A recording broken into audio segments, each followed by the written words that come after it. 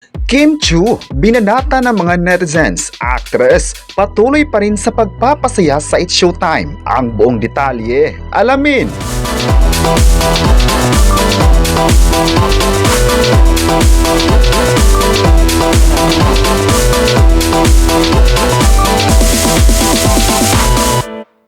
Ngayong June 28, 2026 ay mainit na pinag-usapan sa social media ang naging issue kay It's Showtime host at actress Kim Chu.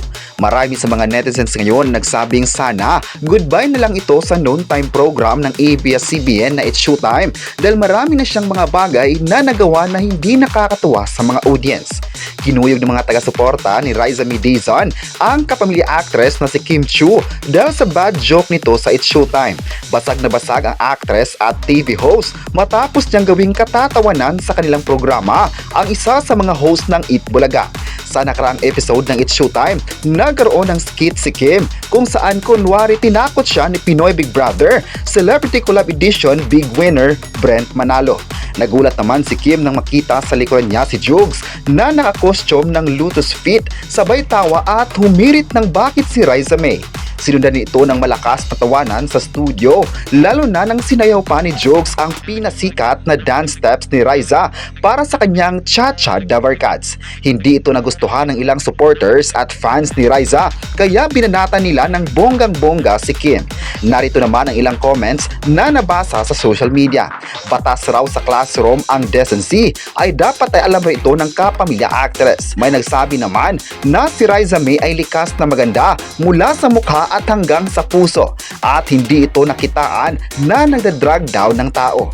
May nagsabi naman na kahit kailan raw ay hindi niya nagustuhan si Kim Chu.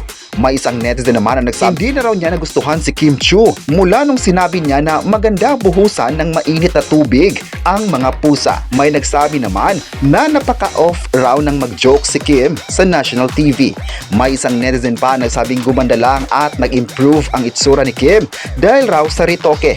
Hindi naman ito kagandahan. Kaya nga sa mga komentong ito ay marami talaga ang hindi nagustuhan ng mga pa-jokes niya sa noon time program. Pero kahit na mainit na pinag-usapan ngayon sa social media, ang kapamilya actress ay masaya naman siya sa It's Showtime dahil may mga tao pa rin na minahal ang kanyang pagpapatawa at maging ang kanyang galing sa pag-host. May nagsabi naman na huwag na raw sanang intindihin ng mga bashers dahil alam raw ng mga fans kung sino ang kanilang kakampihan. Alam ng lahat kung gaano kabait si Kim at hindi lang daw sa isang issue masisira ang kanilang pagmamahal sa kanya. Kitang-kita naman na marami pa rin mga tao ang nagtatanggol sa kanya sa kabila ng mga sakit na salita ng mga kritiko.